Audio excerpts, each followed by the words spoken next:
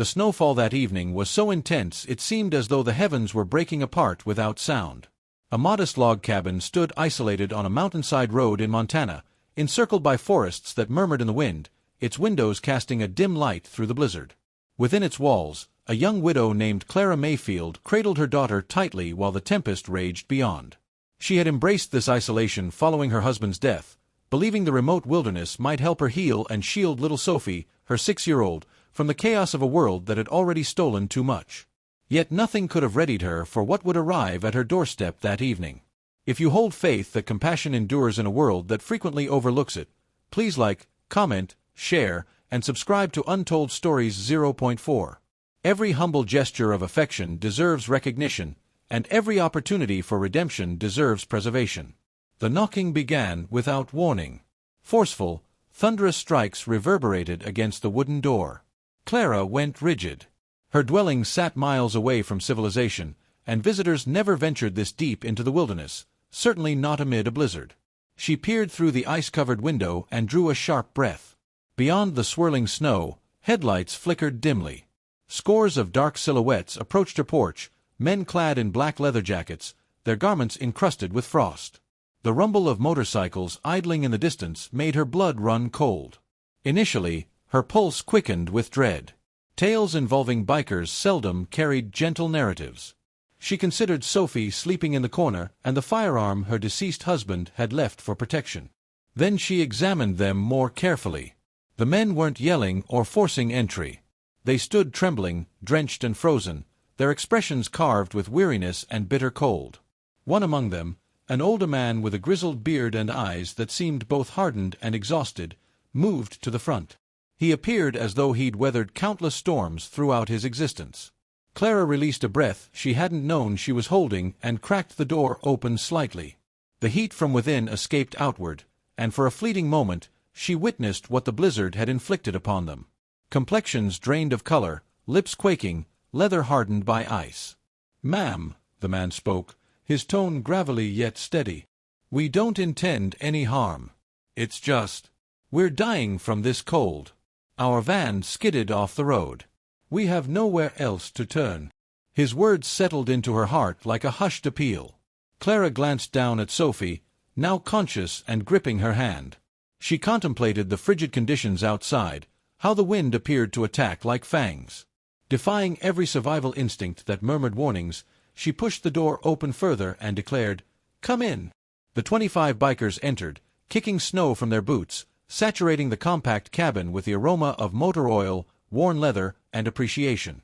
They revealed themselves as members of a motorcycle club traveling across state lines for a charitable cause before the storm ensnared them.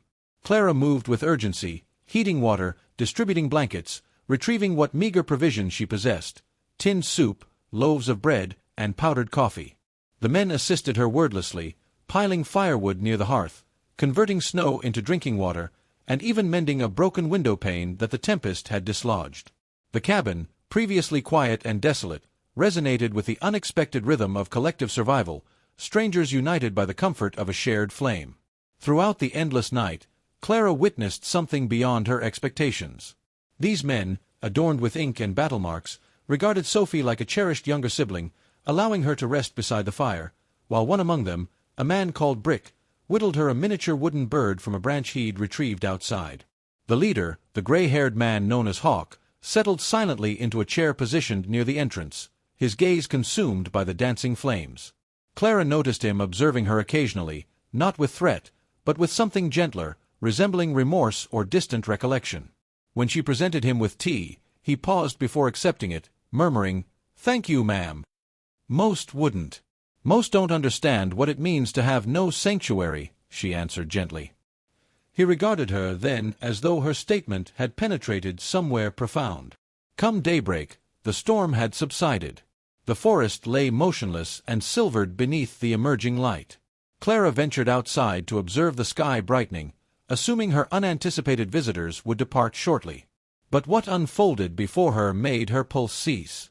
Further down the path, the deep growl of engines emerged like rolling thunder.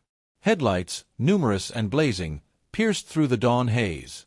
Within moments, approximately 200 motorcycles swept into the clearing surrounding her cabin, their operators dismounting simultaneously. The atmosphere vibrated with raw force and profound silence.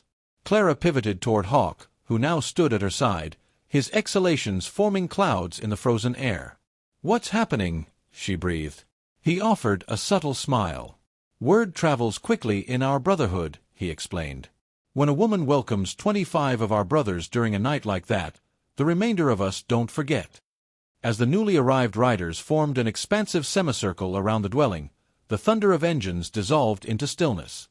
Sequentially, the bikers lifted their helmets and acknowledged Clara with respectful nods. Some transported crates of provisions, others carried shovels and equipment. Within 60 minutes, they were restoring her rooftop, splitting firewood, and restocking her storage. Hawk approached her once more, extending an envelope. Within lay a straightforward message inscribed in crude penmanship, "For Sophie, so she'll never suffer from cold again." Below it rested a folded bank draft, sufficient funds to reconstruct the cabin and finance her daughter's education for many years ahead. Clara remained frozen, speechless, as the bikers, previously feared and misjudged, collaborated like a battalion of benevolence. She had provided them refuge during a tempest. And presently, through their own methods, they were offering her sanctuary. The snow sparkled around them like countless miniature stars, and she experienced something transform within, the restoration of trust in humanity she believed had vanished forever. As dusk approached, Hawk turned toward his companions and issued a gesture. Sequentially, the motorcycles roared back to life, their engines reverberating through the woodland. Before his departure, he faced Clara once more. "You helped us remember our true nature," he stated softly. "Sometimes it requires a stranger to restore the warmth." Moisture gathered in her eyes as she observed them departing, 200 bikers vanishing into the twilight blue snow. The cabin stood more resilient than before, radiating like a lighthouse in the frigid landscape. Sophie pulled at her mother's clothing and declared, "Mommy, they were angels." Clara smiled despite her flowing tears. "Yes, baby," she whispered. "Hell's angels." If this narrative moved you, please like, comment, and share it. And remember to subscribe to Untold Stories 0.4.